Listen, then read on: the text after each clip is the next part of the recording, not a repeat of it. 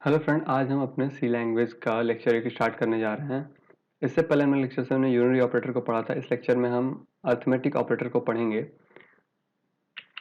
तो हमने इससे पहले वाले लेक्चर यानी कि लेक्चर 6 में हमने यूनिरी ऑपरेटर को हमने ग्रुप ऑफ ऑपरेटर जाना था उनके प्रायोरिटी के हिसाब से, जिसमें से हमने लेक्चर 7 में यूनिरी ऑपरेटर पढ़ लिया है।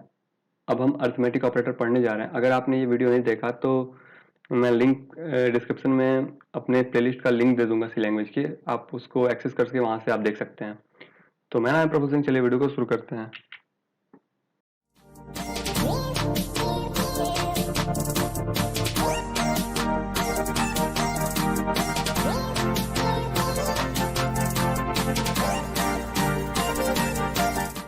तो हम बात कर लेते हैं अरिथमेटिक ऑपरेटर की। अरिथमेटिक ऑपरेटर में ये 5 सिंबल आते हैं जो कि आपको दिख रहे होंगे: multiplication, division, modulus, plus minus. मैंने दोनों के बीच में गैप इसलिए रखा है क्योंकि ये जो तीन है, मल्टीप्लिकेशन, डिवीजन एंड मॉडुलस, इनका प्रायोरिटी प्लस माइनस से ज़्यादा है। जैसा कि हम जानते हैं कि सी लैंग्वेज में बोर्ड मास जैसा कोई कॉन्सेप्ट नहीं होता। तो एक ही अगर एक इक्वेशन दे दिया जाए जिसमें कि प्लस माइनस दोनों हो, तो फिर हम प्रायोरिटी सबसे पहले किसको देंगे? तो उसके लिए एक रूल है। वो रूल ये है कि लेफ्ट टू राइट हम प्रायोरिटी देंगे। जो लेफ्ट में आएगा, जो लेफ्ट मोस्ट साइड में आएगा, उसकी प्रायोरिटी ज्यादा होगी। हम एक एग्जांपल से समझते हैं कि आखिर हम कैसे प्रायोरिटी देंगे। जैसे आपको यहाँ पे दिख रहा होगा 3 माइनस 5 प्लस 8। तो इसमें हम सबसे पहले प्रायोरिटी माइनस को देंगे क्योंकि माइनस मोस्ट लेफ्ट साइड में है। तो सबसे पहले हम इसको सॉल्व करें, 3 माइनस 5 को सॉल्व करेंगे और फिर हम जो इसका आउटपुट आएगा यानी कि इसमें आएगा माइनस टू प्लस 8 करेंगे। तो ऐसे हम इसको सॉल्व करेंगे। अब हम बात कर लेते हैं डिवीजन के बारे में। प्लस माइनस से हम फ्रेंडली हैं तो हम डिवीजन की बात कर लेते हैं। इसके डिवीजन में थोड़े अलग अलग से रूल्स हैं, उन रूल्स को हम जानेंगे और डिवीजन को जानेंगे। सबसे पहले अगर हम डिवाइड करते हैं इंट ऑपरेटर के बीच में, तो उसकी जो वैल्यू आएगी वो इंट में ही आएगी। फॉर एग्जाम्पल, अगर हम 3 डिवाइड बाई 4 करते हैं तो इसका आंसर क्या आएगा? इसका आंसर आएगा 0। आखिर ये क्यों आ रहा है 0? क्योंकि जब हमने अभी बोला कि अगर हम इंट को डिवाइड करेंगे, यानी कि अगर इंटीजर को अगर हम डिवाइड करेंगे, कि अगर इंटीजर में अगर हम ऑपरेशन लगाएंगे डिवीजन का, तो वो इंटीजर ही आएगा, उसको जो आउटपुट आएगा वो इंटीजर में आएगा, वो फ्लोट वैल्यू नहीं आएगी। तो अभी हम इसका प्रैक्टिकल भी देखेंगे, जो कि हम कोड करके देखेंगे कि आखिर मैं जो बता रहा हूँ वो सही बता रहा हूँ या नहीं बता रहा हूँ। तो जब हम इसको डिवाइड करेंगे तो इसका आउटपुट 0 आ रहा है। आखिर क्योंकि इसलिए आ रहा है क्योंकि जब हम इसको डिवाइड करें तो ये 0 टाइम्स जाएगा। इसका जो क्वोशंट आएगा वो 0 आएगा पहली बार, तो इसलिए वो 0 हो जाएगा। अगर वैसे ही हम 3.4 को अगर डिवाइड करते हैं तो इसका जो आंसर है वो 0.75 आएगा, क्योंकि ये एक फ्लोट वैल्यू है। फ्लोट डिवीजन बाय इंट कर रहे हैं हम, तो ये जो इसका आउटपुट आएगा वो फ्लोट में ही आएगा। तो चलिए इसको हम देखते हैं, इसको हम आगे प्रैक्टिकल में देखेंगे। अब हम आगे बात कर लेते हैं मॉड्यूल्स के बारे में। जो मॉड्यूलो है, ये इसका काम है वो है कि ये रिमाइंडर बताता है कि यानी कि रिमाइंडर अगर हम किसी चीज़ को डिवाइड करते हैं तो उसका रिमाइंडर कितना आएगा। जैसा कि आप देख सकते हैं, हमने यहाँ पे लिखा भी है कि इस ऑपरेटर से हम रिमाइंडर का पता लगाते हैं कि रिमाइंडर कितना आएगा। इसका जो है ये रियल पे यानी कि फ्लोट और डबल पे काम नहीं करता, ये सिर्फ इंट टाइप वैल्यू पे, इंट डेटा टाइप पे ही काम करता है। इसके बारे में कुछ और जान लेते हैं फटाफट ये थ्योरी खत्म करते हैं, उसके बाद हम चलते हैं अपने कोड ब्लॉक में और सारी कोडिंग करके भी देखेंगे। इसका हम कुछ एग्जांपल देख लेते हैं। जैसे कि अगर हम इसको करते हैं 17 मॉड्यूलो 5 अगर है तो इसका आउटपुट 2 आ रहा है। वो इसलिए आ रहा है क्योंकि जब हम 5 से इसको डिवाइड करेंगे 17 को, तो ये 3 टाइम्स 15 आएगा और जो इसका रिमाइंडर बचेगा वो 2 आ जाएगा। तो इसलिए यहाँ पे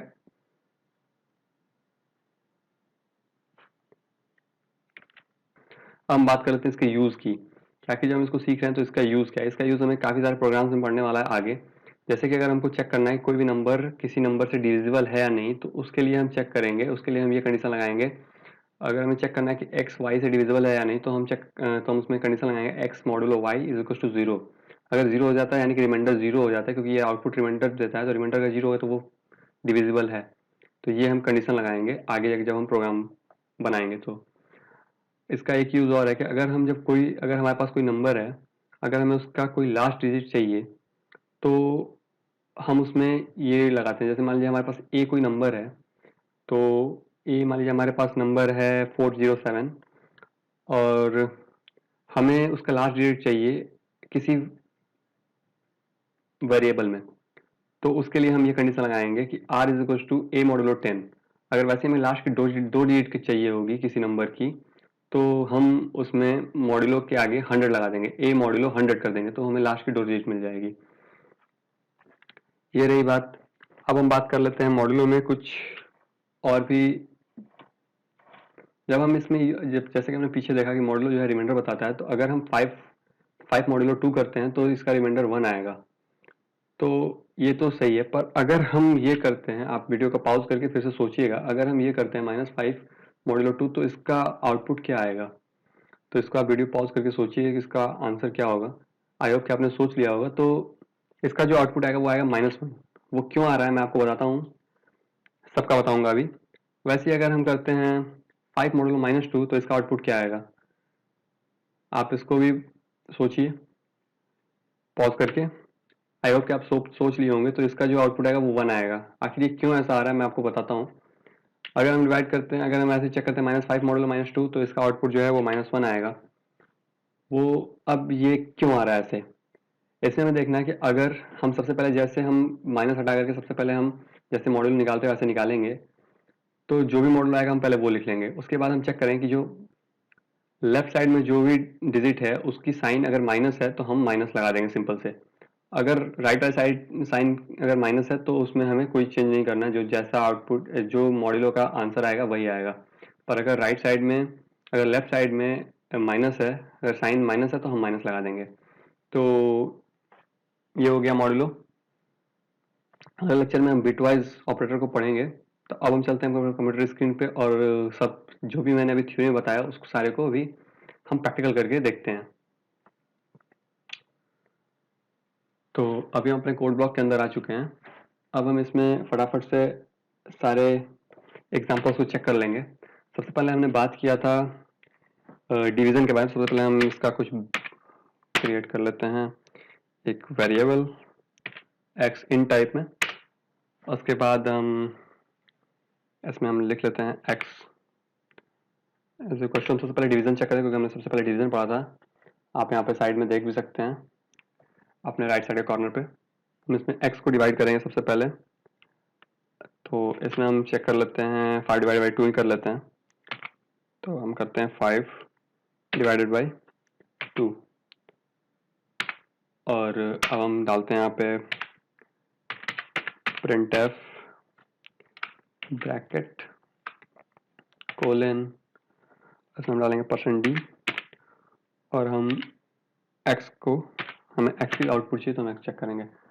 तो जैसा कि हमने बात किया था कि ये जो है हमेशा आउटपुट देता है, जो भी वो आउटपुट ये दो इंटीजर है, तो ये जो भी आउटपुट देगा वो इंटीजर में ही देगा। अगर हम यहाँ पे फ्लोट डाल देते हैं फिर भी हम यहाँ पे फ्लोट वैल्यू डाल देते हैं क्योंकि ऐसे तो इंटीजर वैल्यू आएगा। सबसे पहले हम इसको चेक करते हैं इंट पे। ये दोनों इंट है, 5 और 2 दोनों इंट है, तो इसका जब हम डिवीजन करेंगे, जब इसमें हम ऑपरेशन चलाएंगे तो ये इंट ही देना चाहिए। तो हम इसको चेक करते हैं क्या ये सही दे रहा है या नहीं। तो इसको बिल्ट एंड रन करेंगे।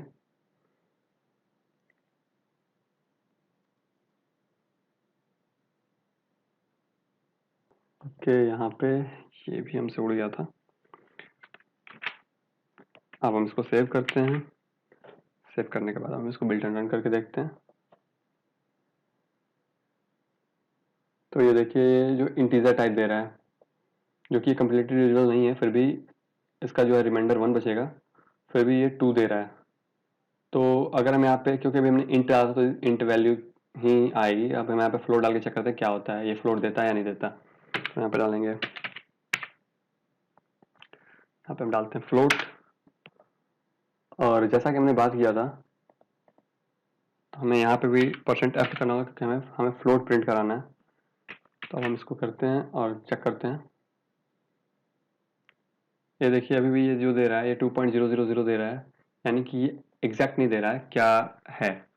तो ये 2 इंट है तो इसकी वजह से इंट ही है, इंट देगा। अगर हम यहाँ पे 0.0 लगाते हैं इसके आगे, सॉरी 50 हो गया ये। अगर हम इसके आगे 0.0 लगाते हैं, अब हम इसको चेक करते हैं कि अब इसका जो आउटपुट आता है वो एग्जैक्ट डेसिमल में देता है या नहीं देता। तो अब हम इसको देखिए अब ये जो है, अब ये आउटपुट दे रहा है, अब ये आउटपुट बिल्कुल सही दे रहा है, आप देख सकते हैं। तो ये रहा डिवीज़न का बात। अब हम फटाफट बात कर लेते हैं मॉड्यूलो में।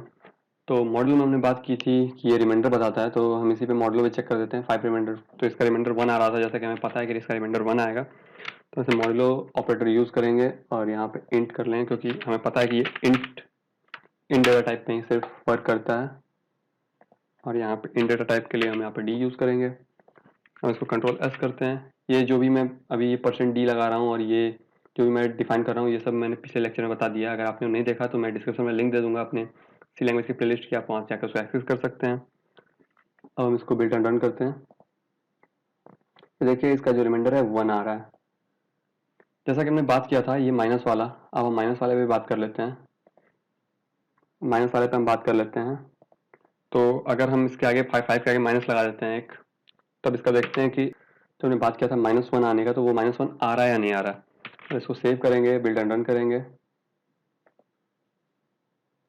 ये देखिए -1 आ रहा है। आप यहाँ साइड से प्रेफरेंस ले सकते हैं, यहाँ जो साइड में आपके प्रेफरेंस दिख रहा है ऊपर में राइट कॉर्नर पे, कि मैं अभी कौन सा प्रॉब्लम डिस्कस कर रहा हूँ, उसका आउटपुट यहाँ ऊपर आपको लेफ्ट साइड में दिख रहा होगा।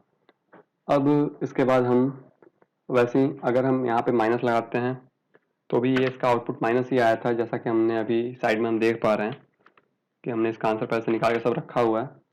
तो अब इसको भी देखते हैं, -1 आ रहा है। फिर अब हम यहाँ हटाते हैं माइनस, तो इसका आउटपुट 1 आना चाहिए, जैसा कि हमने पहले निकाल के रखा है। तो इसको हम चेक कर लेते हैं। तो ये देखिए 1 आ रहा है। हमने बात किया था एक प्रोग्राम की, जिसमें कि अगर हम मॉड्यूलो 10 का यूज़ करते हैं तो हमें लास्ट की 1 डिजिट मिल जाएगी किसी नंबर के। तो हम यहाँ पे मॉड्यूलो 10 यूज़ करते हैं और हम नंबर यूज़ कर लेते हैं लेट्स 505। तो जैसा कि हमने किया था कि हमें लास्ट डिजिट मिलेगा, यानी कि ये 5 मिलना चाहिए, तो इसका जो आउटपुट है वो 5 आना चाहिए। हम इसको चेक कर लेते हैं कंट्रोल एस और बिल्ड रन से, कि जो हमने बात किया था कि लास्ट का जो डिजिट आएगा वो आ रहा है या नहीं। तो ये देखिए लास्ट में 5 बचा हुआ है और वो 5 आ रहा है। वैसे हम चाहते हैं नंबर चेंज करके देखना, तो हम नंबर चेंज करके देख लेंगे एक बार फिर से। अब हम चाहते हैं यहाँ पे तो 515 कर देते हैं और देखते हैं कि ये लास्ट का डिजिट देता है या नहीं, लास्ट का 1 डिजिट। क्योंकि अभी हमने 10 से, यहाँ पे हम जो मॉड्यूल लगा रहे हैं वो 10 के लिए लगा रहे हैं, तो लास्ट का 1 डिजिट मिलेगा। इसको कंट्रोल एस करते हैं। कंट्रोल एस करने के बाद फिर बिल्ड एंड रन करके देखते हैं। अभी बिल्ड एंड रन करके देख रहे हैं, अभी 5 आउटपुट आ रहा है। अब हमें लास्ट का अगर 2 डिजिट चाहिए, यानी कि 1 और 5 चाहिए, तो हम यहाँ पे मॉड्यूलो यूज़ करेंगे। इन सबों का यूज़ हम आगे जब प्रोग्राम बनाएंगे तो हम करेंगे। तो अभी हम 100 का मॉड्यूलो यूज़ करेंगे, तो हमें जो आउटपुट आएगा वो 15 आएगा। तो हम इसको चेक कर लेते हैं ये आ रहा है या नहीं आ रहा। तो ये देखिए ये आ रहा है। तो ये रहा आज का वीडियो। आई होप कि आपको ये वीडियो समझ में आएगा। वीडियो अच्छा लगा वीडियो को लाइक करें, अपने दोस्तों के साथ शेयर करें। मिलते हैं अगले वीडियो में। तो जय हिंद, वंदे मातरम।